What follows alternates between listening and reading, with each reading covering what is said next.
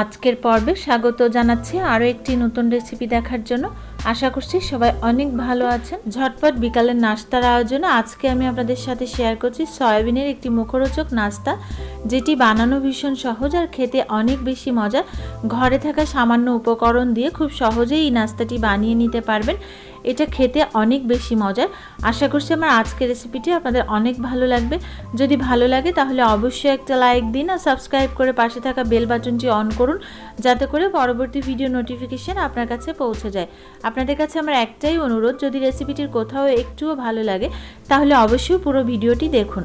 তো কথা না বাড়িয়ে চলুন শুরু করা যাক। নাস্তাটি বানানোর জন্য প্রথমে একটা মিক্সিং বোল নিয়ে নিচ্ছি আর তার মধ্যে নিয়ে নিচ্ছি আধা কাপ সয়াবিন। আমি এখানে প্যাকেটের সয়াবিনটা ব্যবহার করেছি, তার জন্য সাইজগুলো একটু ছোট, তবে আপনারা চাইলে বড় সাইজের সয়াবিনও এখানে ব্যবহার করতে পারেন।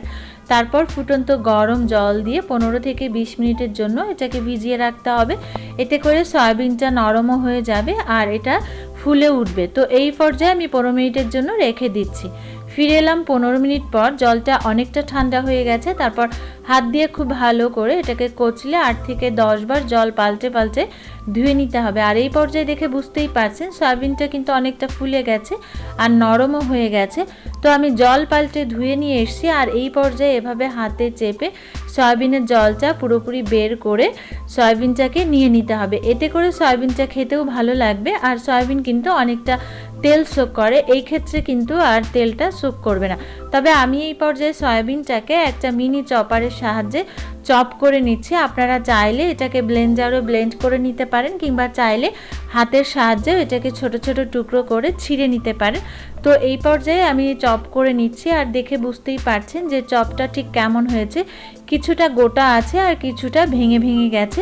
তো এই পর্যায়ে সয়াবিনটাকে আমি এভাবে করে নিয়েছি। একটা বড় মিক্সিং বোলের মধ্যে সয়াবিনের টুকরোগুলো নিয়ে নিচ্ছি। এই পর্যায়ে এর সাথে অ্যাড করছি বাকি উপকরণগুলো। প্রথমে অ্যাড করছি পেঁয়াজ কুচি। আমি এখানে 2টা মিডিয়াম সাইজের পেঁয়াজ কুচি করে নিয়েছি। আর নিয়ে নিচ্ছি আধা কাপ গ্রেটেড আলু, আধা কাপ গ্রেটেড গাজর, আগে থেকে গ্রেট করে খুব ভালো করে ধুয়ে জল ঝরিয়ে নিয়েছি। দিচ্ছি 2 থেকে 3টা কাঁচামরিচ কুচি, ঝালটা আপনাদের স্বাদ অনুযায়ী এখানে ব্যবহার করবেন। দিচ্ছি লবণ স্বাদ মতো। আমি এখানে 1 টিস্পুন লবণ ব্যবহার করেছি। দিচ্ছি হাফ টিস্পুন হলুদের গুঁড়ো, হাফ টিস্পুন মরিচের গুঁড়ো। আর এখানে আমি যে মশলাটা ব্যবহার করছি সেটা হলো ম্যাজিক মশলা। তবে আপনাদের হাতের কাছে যদি ম্যাজিক মশলা না থাকে তাহলে জিরে গুঁড়ো, ধনে গুঁড়ো, গরম মশলার গুঁড়ো আর চাট মশলার গুঁড়ো ব্যবহার করবেন। আর এই সমস্ত উপকরণ দিয়ে খুব ভালো করে হাত দিয়ে মিশিয়ে নিচ্ছি। এই পর্যায়ে ম্যাজিক মশলার কারণেই এর টেস্টটা কিন্তু অনেক বেশি ভালো হয়। আর এখানে ম্যাজিক মশলা দেওয়ার কারণে আমি আলাদা করে কোনো ধরনের মশলা ব্যবহার করছি না। এবার এর মধ্যে দিয়ে দিচ্ছি 1 কাপ বেসন। এখানে বেসনের পরিমাণটা একটু বেশি দিতে হবে, এতে করে এই নাস্তাটা খেতেও কিন্তু ভালো লাগবে। আর একটু বেশি মুচমুচে হওয়ার জন্য 1/4 কাপ চালের গুঁড়ো ব্যবহার করছি। আর দিয়ে দিচ্ছি আধা কাপ জল। 1/4 কাপ চালের গুঁড়োর পরিবর্তে আপনারা চাইলে এখানে 2 টেবিল চামচ কর্নফ্লাওয়ারও ব্যবহার করতে পারেন। সেক্ষেত্রে যেটা হবে, এটা খেতে অনেক বেশি মুচমুচে হবে। তবে এই বিষয়টা হচ্ছে একেবারেই অপশনাল, আপনাদের হাতের কাছে না থাকলে দিবেন না। তারপর জল দিয়ে খুব ভালো করে এটাকে মাখিয়ে নিতে হবে। আর দেখে বুঝতেই পারছেন ব্যাটারের ঘনত্বটা একটু বেশি হবে। সাধারণত পেঁয়াজুর মতো যে ব্যাটারটা হয় সেটা কিন্তু এরকম হবে না, তার থেকে একটু পাতলা হবে। আর তারপর এগুলোকে হাত দিয়ে এভাবে তেলের মধ্যে বসিয়ে দিয়ে ভেজে নিতে হবে।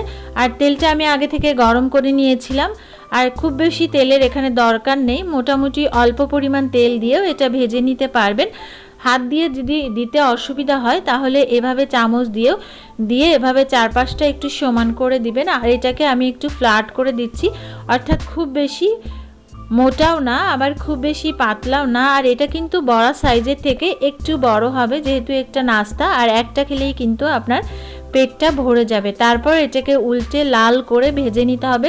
প্রথম পর্যায়ে চুলার আঁচটা হাইতে রাখবেন। তারপর 2-3 মিনিট পর এটাকে মিডিয়াম টু লো ফ্লেমে রেখে উল্টে পাল্টে লাল লাল করে ভেজে নেবেন। আর এইভাবে যদি স্প্যাচুলা দিয়ে উল্টাতে গিয়ে তেল ছিটকে যায় তাহলে এটা অবশ্যই একটা ফুড টং দিয়ে উল্টে নেবেন, সেক্ষেত্রে কিন্তু আর তেলটা ছিটবে না।